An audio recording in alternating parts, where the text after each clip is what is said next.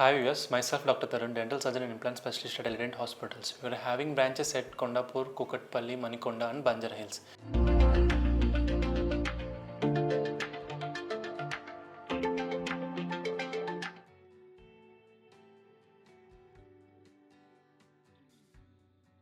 ఇవాళ నేను చెప్పబోయే టాపిక్ ఓరల్ సబ్మ్యూకస్ ఫైబ్రోసిస్ అంటే నోటి క్యాన్సర్ గురించి. అసలు అది ఎలా వస్తుంది, దాన్ని ముందుగానే మనం ఎలా ఐడెంటిఫై చేయాలి, అసలు మనకి నోట్లో వచ్చే అల్సర్స్ అది ఎలాంటి టైప్స్ ఆఫ్ అల్సర్స్, అది ఎలా లీడ్ అవుతుంది, మనకి ఏ ప్రాబ్లం వల్ల ఏ హ్యాబిట్స్ వల్ల మనకి వస్తుందని చెప్దాం.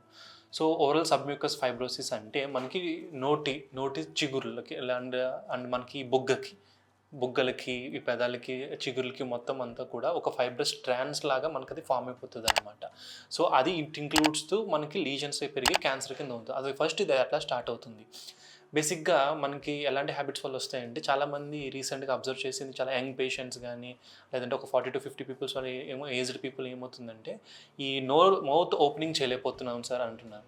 తీరా చూస్తే ఏమవుతుందంటే, ఈ బుగ్గలు మొత్తం ఈ చీక్స్ అంతా కూడా మజిల్ అంతా కూడా స్టిఫ్నెస్ అయిపోతుంది అనమాట. సో ఇది ఎందుకు అవుతుందంటే, because of the previous habits.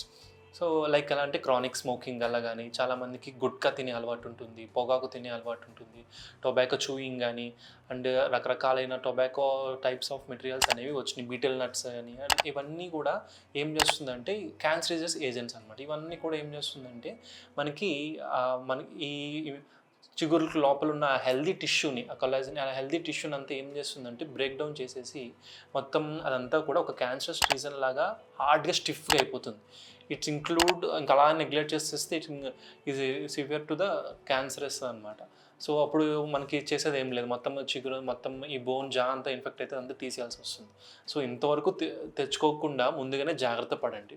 So ఇప్పుడు దాన్ని మనం ఎలా ఐడెంటిఫై చేయగలము? బేసిక్గా చాలామందికి ఏమైనా స్పైసీ ఫుడ్స్ తిన్నా మొత్తం అంతా కూడా నోరంతా కూడా రెడ్డిష్గా అయిపోతుందని స్టొమటైటిస్ అంటారు. అండ్ మొత్తం చిగురులు అవి వాపు పోవడం కానీ, ఏమైనా స్పైసీ ఫుడ్స్ కానీ, నార్మల్ ఫుడ్ తిన్నా నోరంతా మంటగా ఉంటుందన్నమాట. అదే ఇనీషియల్ స్టేజ్ అండి. తర్వాత ఏమవుతుందంటే మీరు అప్పటికీ కూడా మీరు నెగ్లెక్ట్ చేసేస్తే ఏమవుతుందంటే మొత్తం ఈ ఫేషియల్ చీక్స్ కానీ, లేదంటే బకల్ చీక్స్ కానీ, లేదంటే లేబియల్ చీక్స్ అని ఉంటాయి. మొత్తం ఈ ఫేస్ సరౌండింగ్స్ అంతా, బుగ్గ సరౌండింగ్స్ అంతా కూడా స్టిఫ్నెస్ పెరిగిపోతుంది అనమాట. సో ఇప్పుడు మనకి పట్టుకుంటే బుగ్గ అనేది చాలా సాఫ్ట్ ఉంటుంది. సో ఇప్పుడు అది ఏమవుతుందంటే మనం టచ్ చేస్తే చాలా హార్డ్ ఒక థిక్ లేయర్ లాగా ఫామ్ అయిపోతుంది. సో మీరు మౌత్ ఓపెన్ చేయకుండా అవుతుంది అనమాట. సో మీరు ఎప్పుడైనా నోరు మంటలు వచ్చినా కానీ, లేదంటే అల్సర్స్ వచ్చినా, ఆ అల్సర్స్ ఇంకా తగ్గకుండా 1 వీక్ అయినా, 10 డేస్ అయినా, లేదంటే 2-3 వీక్స్ అయినా తగ్గట్లేదంటే కంపల్సరీగా బయాప్సీ తీసి చేసుకోవాలి. ఎందుకంటే లీడ్స్ టు క్యాన్సరస్ లీజన్స్ కూడా. సో అది అలా అని ఏమవుతుందంటే అల్సర్ చాలా పెద్ద లీజన్గా ఫామ్ అయిపోయి మొత్తం నోరంతా వ్యాపించేస్తుంది అనమాట. సో ఇప్పుడు చాలామందికి ఏంటంటే మౌత్ ఓపెనింగ్ ఉండదు. ఒక మ్యాక్సిమం బిలో 20 mm ఉందంటే కనుక అది ఫస్ట్ స్టేజ్ అనమాట. సెకండ్ స్టేజ్ వచ్చేసి 11 to 19 mm, అంటే ఇంకా 11 to 15 mm వరకు మౌత్ ఓపెనింగ్ ఉందంటే కనుక అది సెకండ్ స్టేజ్. ఇంకా క్రానిక్ స్టేజ్ ఏంటంటే లైక్ బిలో 10 mm, అంటే ఒక 2 ఫింగర్స్ కూడా పట్టలేనంతలా ఓపెనింగ్ ఉంటుంది. సో అలాంటప్పుడు ఏమవుతుందంటే ఇంకా సివియర్ క్రానిక్ డిసీజ్ అయిపోతుంది. నోరంతా ఇన్ఫెక్షన్ వచ్చేసి నోరు జా అంతా కూడా కట్ చేయాల్సి వస్తుంది అనమాట.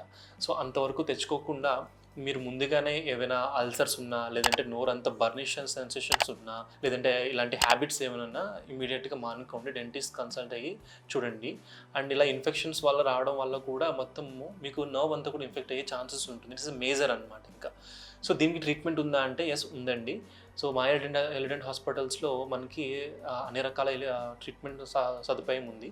సో ఇప్పుడు ఈ సెపరేట్గా ఓరల్ సబ్మ్యూకస్ ఫైబ్రోసిస్కి ఏముందంటే hyaluronic acid injections, dexamethasone injections, placentrex injections, ఇలా టైప్స్ ఆఫ్ ఇంజెక్షన్స్ మనకి వీక్లీ సిట్టింగ్స్ వైజ్ ఇస్తూ, అండ్ మీరు డైట్ కంట్రోల్లో ఉంటే లైక్ విటమిన్ కానీ, ఐరన్స్ కానీ, ఇట్లా B12 కానీ ఇట్లాంటి డైటరీ విటమిన్స్ ఇస్తాము. సో ఆ విధంగా మీరు ట్రీట్మెంట్ తీసుకుంటే కనుక మనం స్టార్టింగ్ స్టేజ్లో ఉన్నదాన్ని మనము తగ్గించగలం.